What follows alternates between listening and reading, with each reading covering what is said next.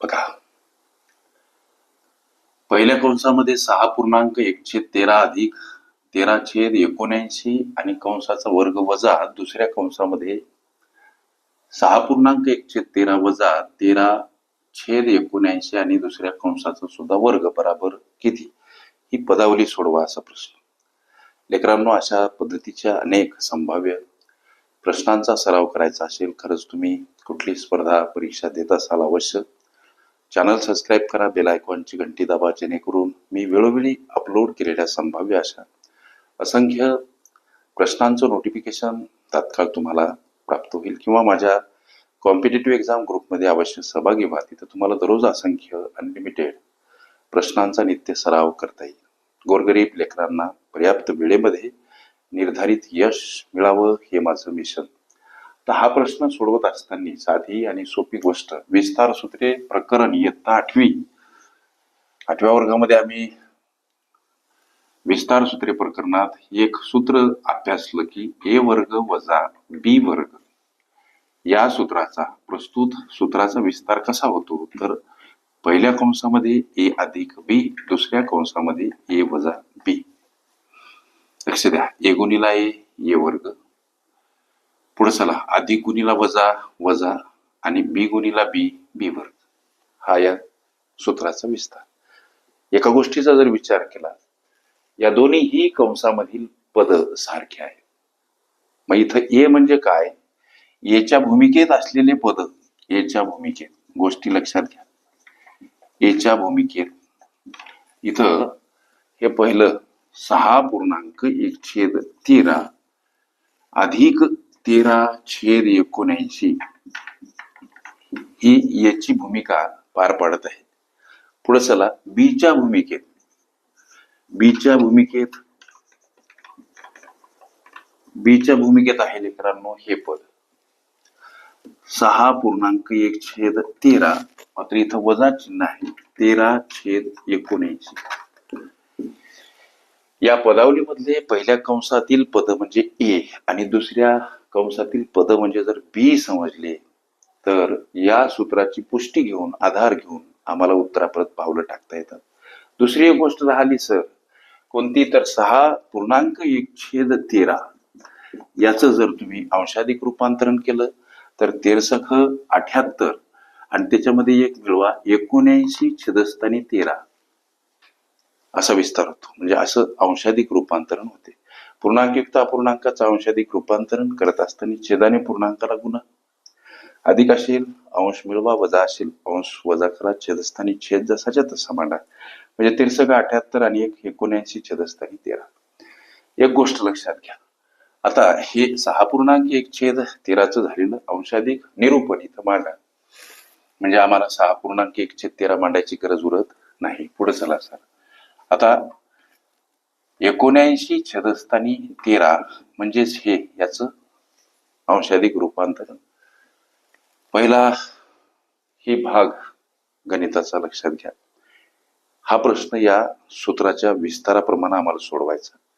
या सूत्राचा विस्तार म्हणजे यातील हे पहिलं पद जर ए आहे तर इथं एचा वर्ग आहे, हे दुसरं पद जर बी आहे तर इथं बीचा वर्ग आहे, म्हणजे ए वर्ग वजा बी वर्ग अशा पद्धतीची ही मांडणी आहे. मग याचा विस्तार कसा झाला, ए अधिक बी, ए वजा बी. मग आता इथं ए अधिक बी पहिल्या कंसात आपण मांडणी करत आहोत. ए काय आहे, तर ए आहे हे पद आणि यातील 6.1/13 अंशाधिक रूपांतरण 79/13. 79/13 मांडले. ए काय आहे, पुढं 13/79 ए मांडून झाला सर. आता पुढे चला, ए अधिक बी, ए अधिक बी. आता बी मांडा. बी काय आहे, तर बी आहे लेकरांनो हे पद, यातल्या 6.1/13 अंशाधिक रूपांतरण 79/13. ए मांडला, इथंच मांडा असं अधिक चिन्ह करून बी. बी काय आहे, तर बी आहे लेकरांनो हे, म्हणजे याच्या जागी फक्त आपल्याला हे मांडायचे 79/13 आणि इथं हे वजा 13 79. पुढे चला. पहिला कंस ए अधिक बीचा कोरम आम्ही पूर्ण केला. यालाच लागून गुणीला दुसरा कंस आहे.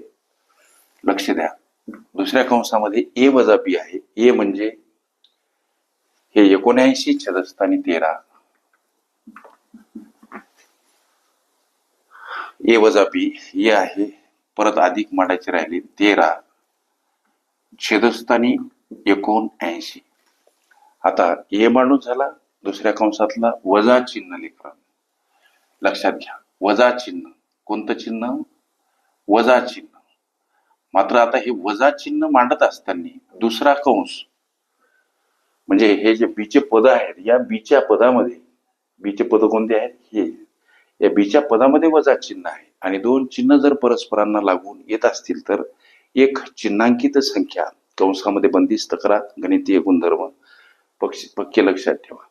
म्हणजे सूत्राचा हा विस्तार दुसऱ्या कंसातील मांडणी आम्ही करत आहोत. पैकी दुसऱ्या कंसातील ए ची मांडणी करून झाली. वजा स्वरूपात चिन्ह सुद्धा वाकसरनं मांडलं. बी मांडायचा. बीचं मूल्य आहे हे. यातील हे 6.1/13 म्हणजे 79 अंशाधिक निरूपण.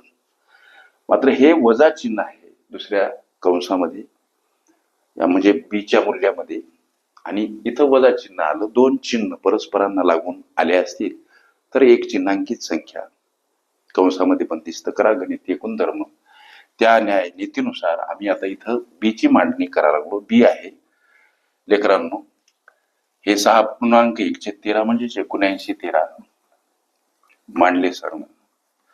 आता पुढं वजा 13/79 गोष्टी तुमच्या लक्षात येत असाव्यात. वाटल्यास गणित नाही कळालं, काही शंका असतील कॉमेंटच्या माध्यमातून विचारू शकता किंवा पुन्हा एकदा रिपीट पाहू शकता. इथं एका गोष्टीचा जर विचार केला या कंसामध्ये लेकरांनो, इथं अधिक 13/79 आहेत, इथं वजा 13/79 आहेत. एक संख्या अधिक एक संख्या वजा, तेव्हा संख्या जर सारख्या असतात तर त्या दोन्ही संख्यांचा लोप होत असतो. गणितीय गुणधर्म या न्यायाप्रमाणे ह्या दोन संख्या इथं खलास झाल्या. म्हणजे इथं उरलं काय हो सर? आता कंसामध्ये या 79 छेदस्थानी 13 उरले सर इथं. आता इथं अधिक स्वरूपात 79 आणि छेदस्थानी 13 उरले सर. हा कंस बंद करून टाका. पुढे चला. या कंसाचं घराणं इकडे या पहिल्या दोन गोष्टी, हे दोन अपूर्णांक इथं मांडून टाका. 79 छेदस्थानी 13 अधिक चिन्ह 13 छेदस्थानी 79. मात्र हे वजा चिन्ह या कंसातील वजा चिन्हाला गुणिला आहे.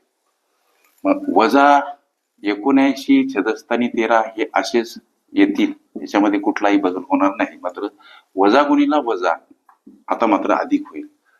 वजा गुणिला वजा काय आहे?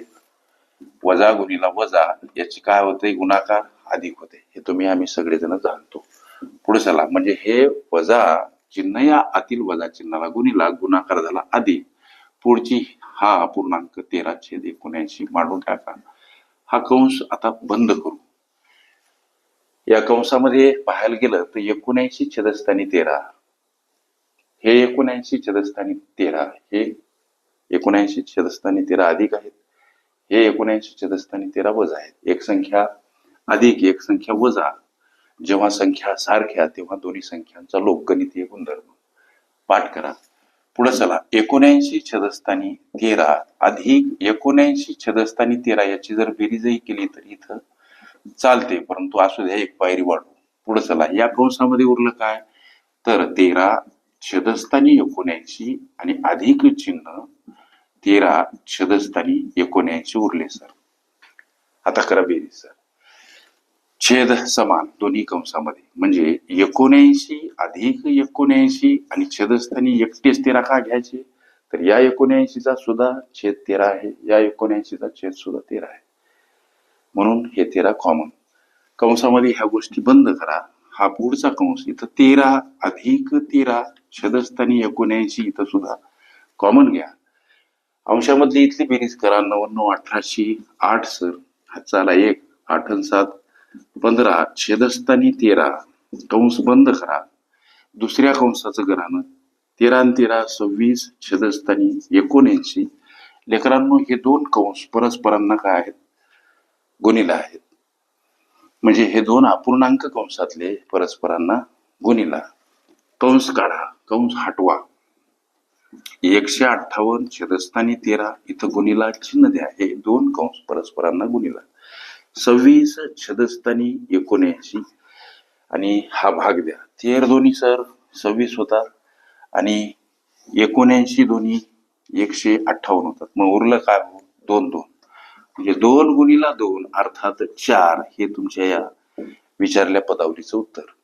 अशा पद्धतीच्या अनेक संभाव्य प्रश्नांचा सराव करायचा असेल, खरंच तुम्ही कुठली स्पर्धा परीक्षा देत असाल लेकरांनो, अवश्य आवर्जून चॅनल सबस्क्राईब करा, बेल आयकॉनची घंटी दाबा, जेणेकरून मी वेळोवेळी अपलोड केलेल्या संभाव्य अशा असंख्य प्रश्नांचं नोटिफिकेशन तात्काळ तुम्हाला प्राप्त होईल. किंवा पर्याप्त वेळेमध्ये निर्धारित यश मिळवायचं असेल तर अवश्य माझ्या कॉम्पिटेटिव्ह एक्झाम ग्रुपमध्ये सहभागी व्हा. तिथं तुम्हाला दररोज असंख्य अनलिमिटेड भरघोस अशा नवनवीन प्रश्नांचा नित्य सराव करता येईल.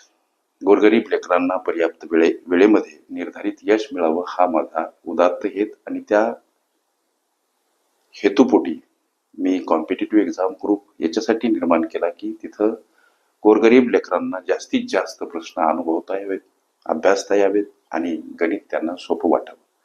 ओके. विस्तार सूत्रे ही माझी प्लेलिस्ट अवश्य बघा. त्यामध्ये विविध स्पर्धकांनी विविध अंकांनी विचारल्या संभाव्य अशा असंख्य प्रश्नांचा सराव तुम्हाला करता येईल.